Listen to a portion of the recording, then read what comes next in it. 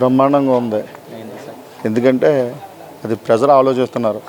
ఎందుచేతనంటే వాళ్ళు చెప్తున్నారు కదా, ఒక నినాదం చెప్తున్నారు, జగన్ పోవాలి సైకిల్ రావాలి.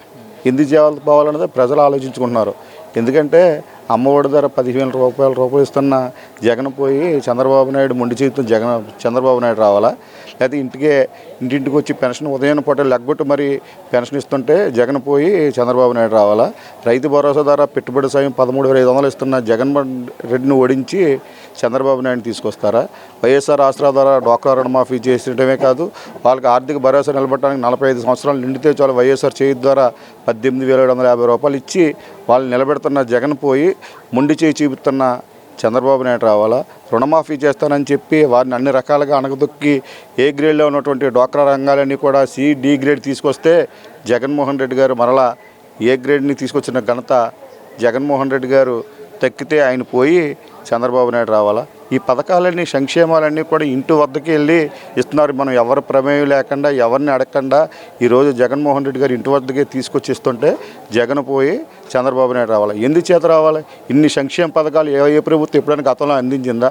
ఒక్కో ఇంటికి మంచి చేస్తున్న ప్రభుత్వాలు గతంలో ఎప్పుడైనా చూసామా? ప్రభుత్వ వ్యవస్థ ఇవాళ మన కళ్ళ ముందు వచ్చింది కదా. ఇవాళ ప్రతి గ్రామంలో గ్రామ సచివాలయం పెట్టి 10 మంది మన ఇంట్లో కుర్రోళ్ళు, మన ఊళ్ళో కుర్రోళ్ళని తీసుకొచ్చి గ్రామ సచివాలయంలో ప్రభుత్వ ఉద్యోగులుగా నియమించింది జగన్మోహన్ రెడ్డి కదా. మన కళ్ళ ముందే కనబడుతున్నారు కదా, అవునా కదా? అలాగే రైతు భరోసా ద్వారా రైతు భరోసాకి 4 ఎంప్లాయీస్ నియమించి రైతులందరికీ మంచి చేయాలని ప్రతి గ్రామంలో కూడా రైతు భరోసా నిర్మించిన జగన్మోహన్ రెడ్డి పోయి ఒక్క బిల్డింగ్ కూడా కట్టిన చంద్రబాబు నాయుడు రావాలా? ఇలా ఆర్థిక వ్యవస్థ కానీ లేదంటే ఏ వ్యవస్థ చూసుకున్నా సరే జగన్మోహన్ రెడ్డి గారికి చంద్రబాబు నాయుడుకి పోల్చుకుంటే నక్కకి నాగలాగా అనుకున్నంత తేడా ఉంది. ఇవాళ ఏ వ్యవస్థ గురించి మాట్లాడుకున్నా సరే, ఏ రంగం గురించి మాట్లాడుకున్నా, విద్యారంగం కానీ, వైద్య రంగం కానీ, వ్యవసాయ రంగం కానీ, ప్రభుత్వ రంగం కానీ, రాజకీయ రంగంలో కూడా మగోడు మనగోళ్ళలాగా చేసిన వ్యక్తి ఎవడన్నా ఉన్నటువంటి దేశంలో జగన్మోహన్ రెడ్డి గారు మాత్రమే.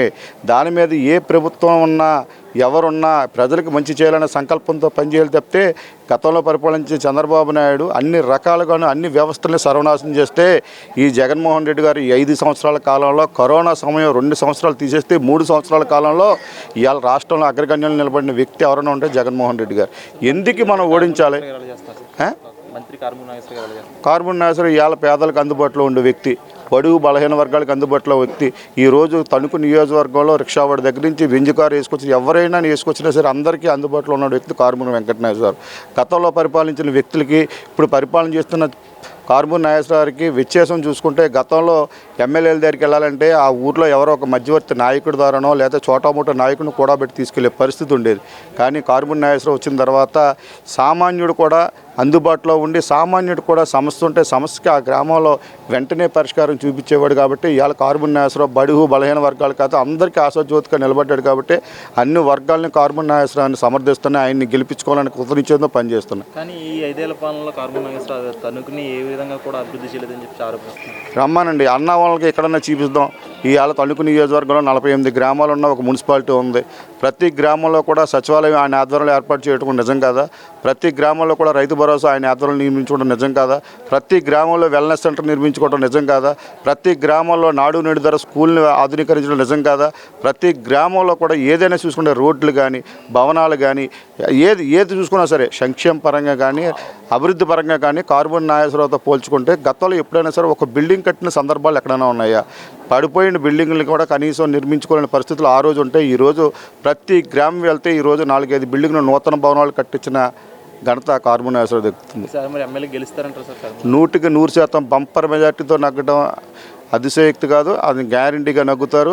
వాళ్ళు 3 కూటమి పేట 3 పార్టీలతో వస్తాయి కాదు 30 పార్టీలతో వచ్చినా కార్బన్ నాయసరావు ఒక్కడే పోటీ చేస్తాడు. కార్బన్ నాయసరావు ప్రజానాయకుడు కాబట్టి ప్రజల్లో బలం ఉంది కాబట్టి ఒక్కడే పోటీ చేస్తున్నాడు.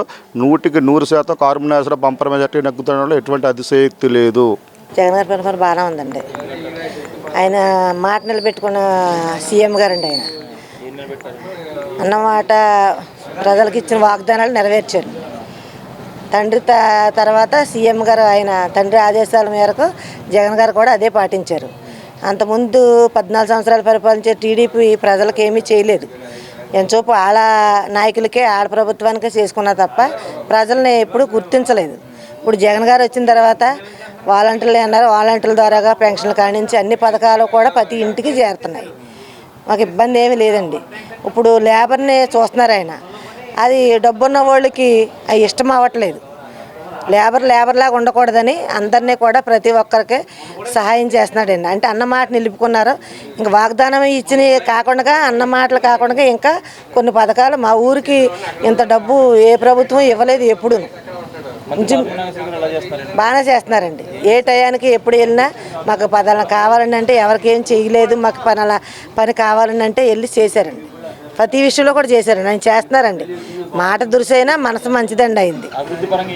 అభివృద్ధి సీఎం గారే డైరెక్ట్గా బటన్ నొక్కేస్తున్నారండి. ఆయనకి ఇచ్చి కోటాల్లో ఆయన పట్టుకొచ్చి ఇస్తున్నారండి. ఆయన ఇచ్చిన పథకాల ద్వారాగా మేము పనులు చేయించుకుంటామండి. మాకు అన్ని రకాలుగా పంది మాకు రైతు భరోసా ఇచ్చారండి, హాస్పిటల్ కట్టించారు, వాటర్ ట్యాంక్ ఇచ్చారండి అండి, సచివాలయం కొత్తది ఇచ్చారండి. అన్నీ కట్టుకున్నాం, గ్రాంట్లు కట్టుకున్నాం, రోడ్లు ఇచ్చారు. ఇప్పుడు మళ్ళీ మాకు గడప గడప ప్రోగ్రాం కొన్ని ఇచ్చారు, మళ్ళీ రోడ్లు వేసారండి. మాకు డ్రైనేజీలు కడుతున్నారు. అన్ని పథకాలు కూడా ఎవరికి ఏది లేదండి. సీఎం ఫండ్ కింద కొంత లేబర్కి వైద్యానికి కూడా అన్ని సౌకర్యం చేస్తున్నారు. ఎవరికైతే బాగాలేదు అందరికీ చేస్తున్నారు. బాగానే ఉందండి. ఇష్టం లేని వాళ్ళు అనేక మంది అంటారు, చేయలేని వాళ్ళు. ఏదైనా నడిచి ఎద్దున పొడుతారు కానీ నడవనెద్దున ఏం చేయరు కదా. చేసి ప్రభుత్వాన్ని మాట అంటారు. ఏ ప్రభుత్వం చేయలేని 14 సంవత్సరాల ఉన్న వాళ్ళు ఏం చేశారు ఈ జనం? అన్నీ చేసిన ప్రభుత్వాన్ని అంటానికే అది కరెక్ట్ కాదు కదండి. అన్ని రకాల లబ్ధి పొందుతున్నారండి. మళ్ళీ మాకు ఈయనే కావాలి సీఎం. కంపల్సరీ గెలుస్తారండి. మేము మెజార్టీతో గెలిపించుకుంటామండి. ఆయన కష్టపడి పని చేస్తున్నారు. చెయ్యకపోతే మేమే వెళ్ళాం కదండి. ఆయన చెయ్యకపోతే వెళ్ళాం. కొంతమంది మేమే డైరెక్ట్ తీసుకెళ్ళి పని చేస్తున్నాం. ఇలా ఉందండి అంటే వెంటనే ఫోన్ చేయించి వాళ్ళకు పని ఉపయోగిస్తున్నారు. ఆయన చేసి సీఎం గారైనా చేసి మనకి మంత్రి గారండి మాకు అన్ని రకాలుగా ఏ హెల్త్ విషయంలో ఏంటి ఏ విషయంలో కూడా ఏ టైంలో వెళ్ళినా మాకు సహకరించి చేసే ఎమ్మెల్యే గారండి. ఆయన దగ్గరికి వెళ్ళినట్టు మేము ఎవరి దగ్గరికి వెళ్ళలేమండి. ప్రతి విషయాల్లో కూడా బాగా చేస్తున్నారు. అందులో తిరిగేమి లేదండి. ఇవాళ వాలంటీర్లకు వచ్చినా ఏం కష్టం వచ్చినా ఏం చేసినా వాళ్ళ పనులు వాళ్ళు చేస్తున్నారు. మా పని మేము చేస్తున్నాం. నాయకుల పని డైరెక్ట్గా బటన్ నొక్కి అన్నీ చేస్తున్నారు కదండి. ఇంకేం చేస్తున్నారు? ఎందుకని చేసి ప్రభుత్వం ఎక్కడా లేదండి. మాకైతే టీడీపీ అన్యాయం చేసింది. జగన్ గారు వచ్చాక మాట నిలుపుకున్నారు. దాన్ని బట్టి మేము పోషించుకుంటున్నాం. ఏ ప్రభుత్వంలో పట్టాలు ఇవ్వలేదండి. ఈయన వచ్చాక ప్రతి ఒక్కరికి పట్టాలు ఇచ్చారు. రిజిస్ట్రేషన్లో రైతులు పెద్ద పెద్ద వాళ్ళు ఉన్నవాళ్ళు స్థలాలు కొనుక్కుని పూడ్చుకుని ఉన్నారు. అలా స్థలాలు అమ్ముడాక జగన్ గారు లేబర్కి అందరికీ చెంటున్నర స్థలాలు ఇస్తున్నారని ఉక్రోషంతో ఆయన మీద లేనిపోయిన బుదరలు చదివిందో తప్పండి. మాకు మళ్ళీ 130 సీట్ల పైనే మా సీఎం గారు ఆయన అవుతారు, కార్మినాశ్వరకు ఈయన అవుతారు. అందులో చేరండి.